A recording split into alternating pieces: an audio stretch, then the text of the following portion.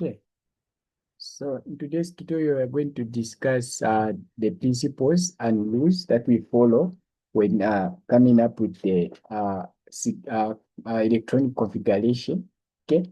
So we have some a number of some principles that we follow when coming up with electronic configuration.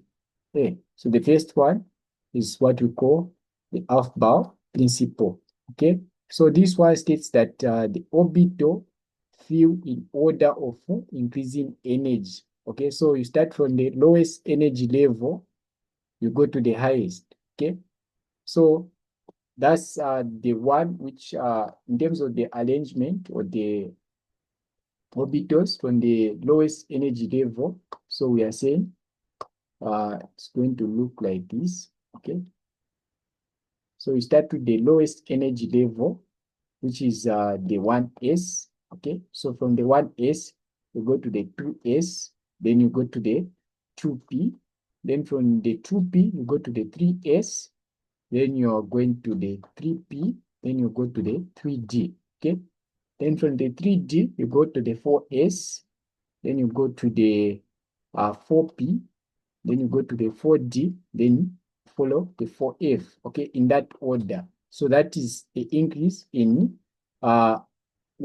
energy level, starting from the lowest to the highest. Okay, so this is still going on. Okay, so you can have a list of it. You can go to the 5s, you can go to the 5p there, you can go to the 5d, you can go to the 5f, then you can go to the 5g, and so on and so forth. Okay, so that's the arrangement we usually follow when putting electrons in the energy level, okay, from the lowest. So we are moving like this. That's a pattern we usually follow. Okay, so we move like that.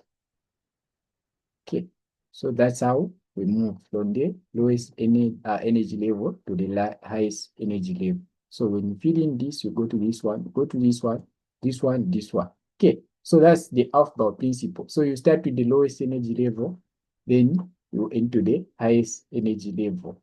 Okay, then the other principle that you need to know is what we call the Pauli exclusion principle. So for the Pauli exclusion principle, this one saying no more than two electrons can occupy each orbital. Okay, so you know that if two electrons are present, their spin must also be paired. Okay, so you can have uh, uh, in one orbital, you're saying if you have this orbital, you are only going to have two electrons in it, and those electrons should have different spins. Okay, so you are going to find that in one orbital, you're going to have two electrons, which must be paired in them. You can't have more than this. This is the maximum number of electrons an orbital can actually occupy.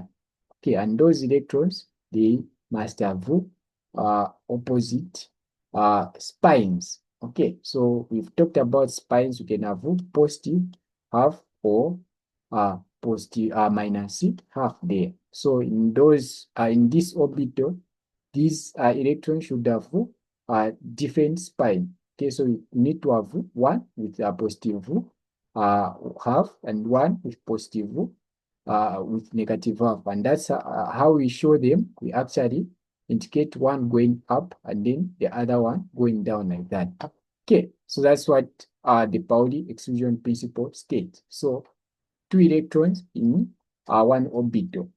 Okay, so Aufbau principle start from the energy at the lowest energy level going to the highest energy level. Okay, that's other principles that we have. We have what we call the Heisenberg and uncertainty principle.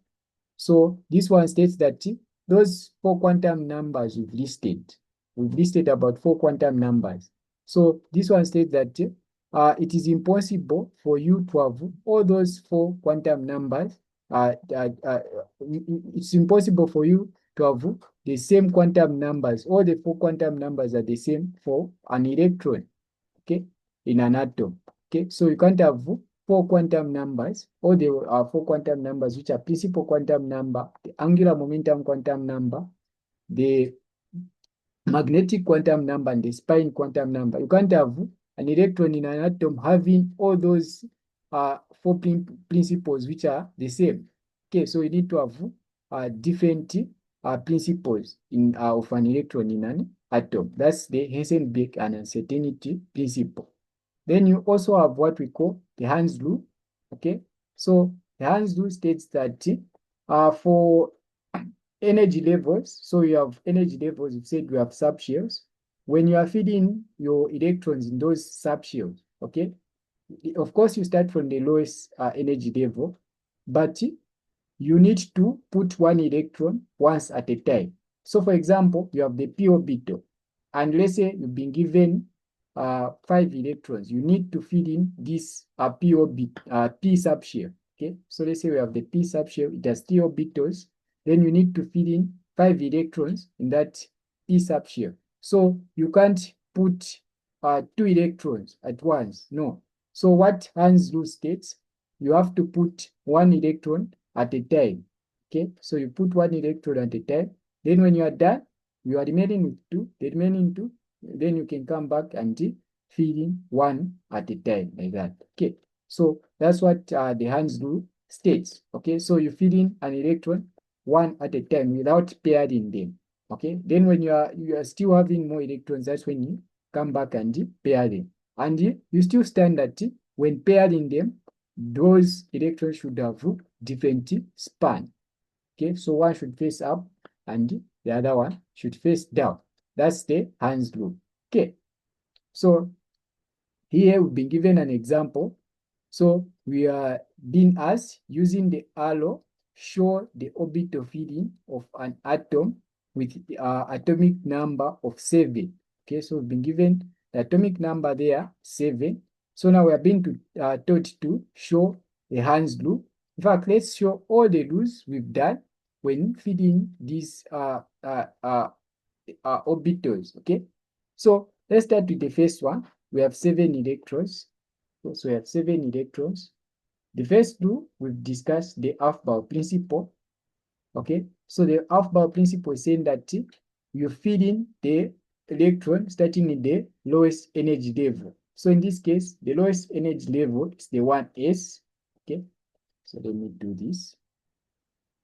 So if I was to come up with the orbital diagram for this one, I saw a question in your last year test one, which was asking to come up with the orbital diagram. Okay, so I'll get that question, solve it, then upload it on the website. You'll find it. Okay, so if we are to show the orbital diagram for this one, okay, so you usually indicate an arrow like that, then you write energy to show that you are increasing in energy. So you start with the lowest energy level, which is the 1s. You know the s, we've discussed that this s subshell is going to have 1 orbital. Okay, so you can have 1 orbital there. Okay, so we have 7 electrons. Okay, so the first 2 have to go in the lowest. So you first feed in 1 facing up and then the other one facing down. Okay, so we've followed the Aufbau principle. We've put 2 electrons, which is not destroying the Pauli exclusion principle, and we've agreed with the Hans rule that these electrons are going to have to be feeding 1 at a time. Okay, so we put 1, then we come back and put 1 facing down. Okay, so that's the first 2. So from the 2 here, meaning we are remaining from 7, we remove 2, meaning we are remaining with 5. Okay, so the second energy level from the 2s, remember, from the 2s, where do we go? From the 1s, where do we go? We go to the 2s. Okay, the 2s, still the s orbital, or the s subshell, so it will have 1 orbital. Okay, so you still have 2 electrons there. Okay, so meaning you are remaining with the 3 electrons. Okay, so after the 2s, you go to the 2p. Okay, so in the 2p subshell, we've discussed that we have 3 orbitals there. So we have 3 orbitals in the 2p. So now we are saying, if we follow the Aufbau principle, we've put electrons starting from the lowest energy level, lowest energy level to the highest energy level there. Okay, then we go to the Pauli exclusion principle, which is saying each orbital should have 2 electrons. So we can see here we are putting 2 electrons in each orbital. Now the Hern's rule, we are saying we need to put 1 electron once at a time. Okay, so you need to put 1 electron in that orbital, another one there, and another one there. Instead of putting them 2 electrons here, we are putting one at a time so that we don't destroy the Hern's rule. Okay, so that's what we have. So if you are told to come up with the energy diagram, this is what you have to show. Okay, so I hope you are clear there. Okay, so just this is a caution you can have. It will be wrong for you to actually put 2 electrons at once. Okay, so you are destroying the Hern's loop. So the correct way of doing things, you need to put 1 electron once at a time like that. Okay, so that's what we have. Okay, so do we have a question? Any question up to here? Because we are done with the first unit for pharmaceutical chemistry. We are done with the first unit, unless there's a question. Do you have a question? Okay. So if there's no question, we'll end here.